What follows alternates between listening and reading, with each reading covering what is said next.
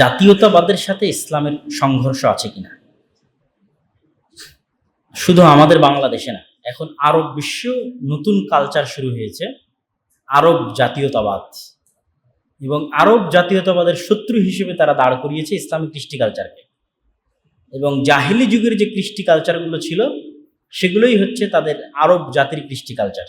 সামান্য কিছু হাতে গোনা কিছু মানুষ চেষ্টা করতেছে।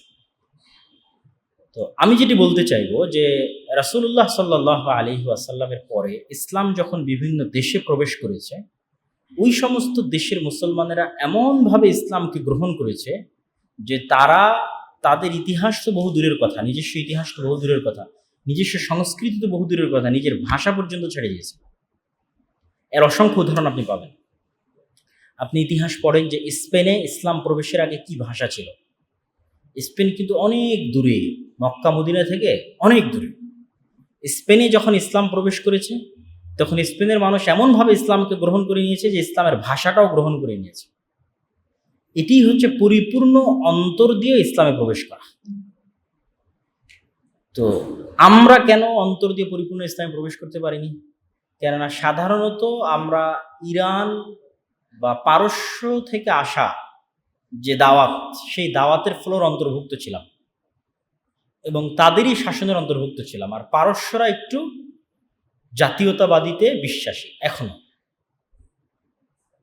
এখনো পারস্যরা মনে করে যে কাদেসিয়ার যুদ্ধে উমর রাদিয়াল্লাহু তাআলা আনহুর শাসন আমলে যে মুসলিম সৈন্যদের হাতে পারস্যের পরাজয়, সেটিকে তারা এখনো তাদের নিজেদের পরাজয় মনে করে।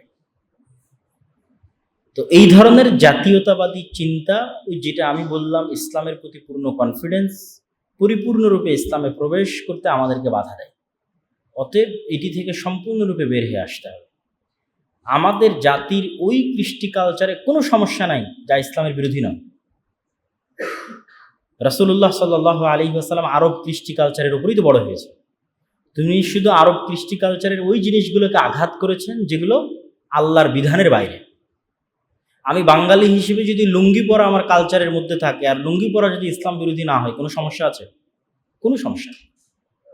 কিন্তু আমার কালচারের এমন কিছু যা ইসলাম বিরোধী, সেটিকে অবশ্যই পরিপূর্ণরূপে ঝেড়ে ফেলতে হবে।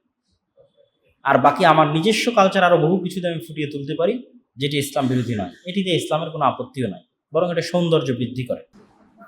অবশ্যই সরকারি চাকরিতে অংশগ্রহণ করাতে আমরা কোনো সময় নিরুৎসাহিত করিনি তো।